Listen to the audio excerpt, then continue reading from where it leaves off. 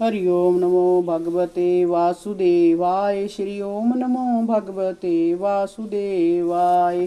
दिया बछड़ा तत्काल मर गया। उसी समय उसके भीतर से राक्षस का शरीर निकला और अपना विकराल मुंह फैलाकर वह बलराम और श्री कृष्ण की ओर झपटा।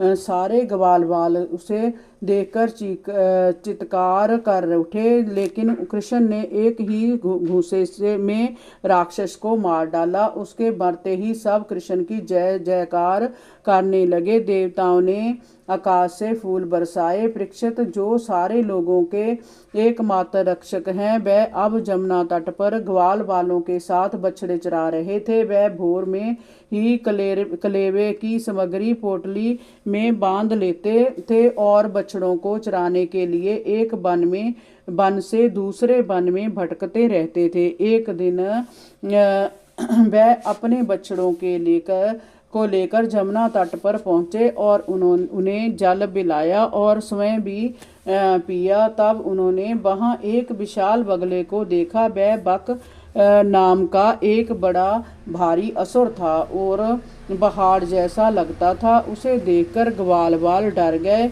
उसकी चोंच बड़ी तीखी थी और वह बड़ा भारी बलवान दिखाई पड़ रहा था। उसने झपट कर श्री कृष्ण को अपनी चोंच से पकड़ लिया और निगल गया। जय देखकर बलराम और ग्वाल बाल शोर मचाने लगे। बगले के तालू के पास पहुंचकर भगवान श्री कृष्ण ने अपने तेज से उस बगले के तालू को जलाना प्रारंभ कर दिया। दैत्य ने तत्काल उन्हें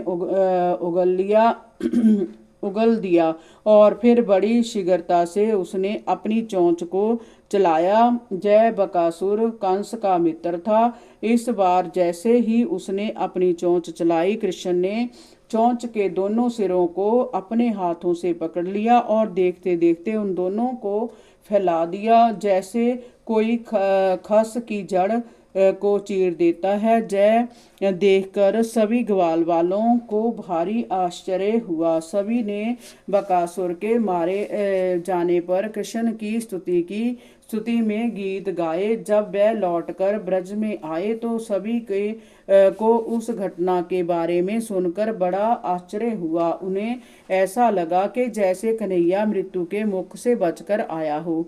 यशोदा को भारी चिंता होने लगी। उसने अपने पुत्र को अपने हृदय से लग लिया। उनकी आंखों से टपाटप अश्रु प्रवाहित होने लगे। वहां सभी उनकी बातें करते हुए चिंतित होने लगे और फिर उन्हें गर्गाचार्य की बात का ध्यान हो आया कि बालक कृष्ण का अहित करने के कितने ही प्रयास होंगे, पर कोई भी उसका कुछ बिगाड़ नहीं सकेगा। इससे उन्हें सांत्वना मिली। नंद बाबा ने सभी को समझा बुझाकर वापस भेज दिया। इस प्रकार कृष्ण और बलराम का बचपन वृंदावन में रहकर व्यतीत हो रहा था। अब वह किशोर हो गए थे।